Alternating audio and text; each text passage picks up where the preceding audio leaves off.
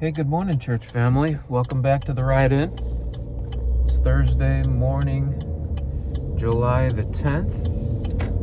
Appreciate you tuning in today. Hope to be a blessing to you. I wanted to speak about a little bit about what I talked about last night in Bible study. Just to kind of go over a truth that I think is important. We talked about rest and sleep and how Jesus Christ, while he was on this earth, he submitted himself to the human limitations that he had, and he realized that he needed to do what was necessary to bring strength and recovery to the body in which he dwelt. And we went to Mark 4, and we talked about the day that Jesus had that was just a very extenuating, exhausting day of service and preaching and teaching and ministering and investing. And Jesus was going across the sea with his disciples in a boat, and he went to sleep. The disciples were in the midst of a storm, and they became very concerned and fretful and worried that they would perish, and even accused Jesus Christ of being not caring. And that's just insane when you think about it. But anyway, I just wanted to reiterate a point about that I had made. I want to say first of all that Jesus, I think, went to sleep on purpose. He chose to do what he did, and it wasn't something where he just was so weary that he dozed off. I believe that he, on purpose, knowing that he was on his way to another opportunity to minister and to serve, that he did something on purpose to give himself strength, so he would have strength to expend. It's important in this whole discussion to realize that I'm not advocating for laziness. I'm advocating for purpose. The reason that we sleep and the reason that we rest, there's a why behind the what, and it's not just to rebel against people who would put a heavy burden upon us. The Bible teaches us that we are to bear our burdens, and we are to be diligent, and we are to be hard workers.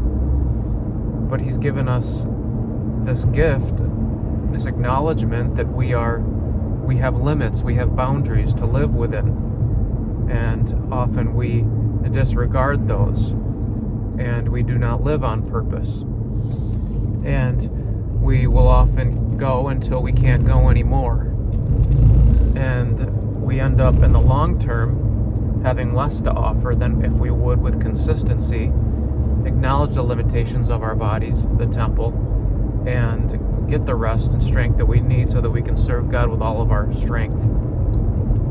So Jesus did that in the boat, and all around him, the men, his apostles, his servants, his disciples, that were toiling, they were worried, they were fretful. And we find ourselves in a world just like that. And I think especially in the church, amongst like-minded brethren, there can be a competitive spirit. It can get into the flesh. Paul said it to the Philippians, let nothing be done through strife or vain glory. And I think sometimes in ministry service, we can develop a competitive spirit. We can develop a mindset that maybe that's personal to us, and we want to be seen as the hardest worker. We want to be seen as the toughest. We want to be seen as the one who's the most important, the most needed, the most called upon. And I'm going to be there, and I'm not going to be seen as absent. I'm not going to be seen as someone that's sleeping. But I think that we have to learn from Christ's example here that he wasn't concerned about what his disciples thought of him in that moment. He was concerned about doing what was necessary. He was concerned about doing what was responsible. You see, in Jesus Christ, there was not 1 ounce of fear of man. There wasn't an ounce of competitive spirit. There was one one heartbeat that Jesus had. That was to do the will of his Father. And that was to please his Father. And that's what he did. He loved God. The 2 commandments. Love God with all your heart. To love your neighbor. And that's what he was doing. He was preparing himself to be able to be loved. Now I realize the context of that story in the Bible in Mark 4, that's not the main truth that God is teaching us here. But it is, I think, a sub-truth. Jesus could sleep because he knew his Father was in control. And he acknowledged that he had been given a limited human body that needed to be replenished. Sometimes we take upon ourselves too much. We think ourselves the Savior. We think ourselves the hero. The only hero is God the Father.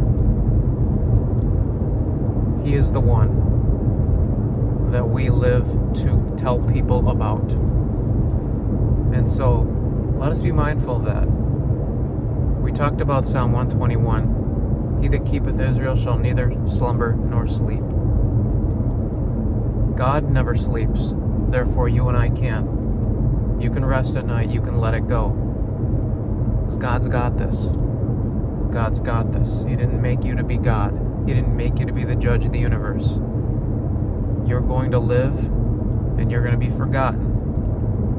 But what matters is that God is remembered. He's the only constant in all of this. He's the most important thing. So live your life in the context and the framework of the abilities and limitations that God has given you. Jesus took a nap. It's okay for you to close your eyes and to let the world go so that you can wake up the next day and be strong again for the people that God has given you to love and to serve. I hope that's a help to you today. Gives you some understanding, gives you some freedom and liberty as you live your life. Trust me. Why am I passionate about this? Why does it bring tears to my eyes when I think of our Father that doesn't rest? Because I admittedly struggle with it. I struggle with trusting God at times. I struggle with the idea that I've got to make everything happen. I have to fix all the problems in the world. And I'm convicted by that. I need to be able to lay my head on my pillow at night and just let it go. Do my best during the day. And the only way I can do my best is when I do my best to rest at night. Hope that makes sense, Christian. I love you. Have a great day. Bye-bye.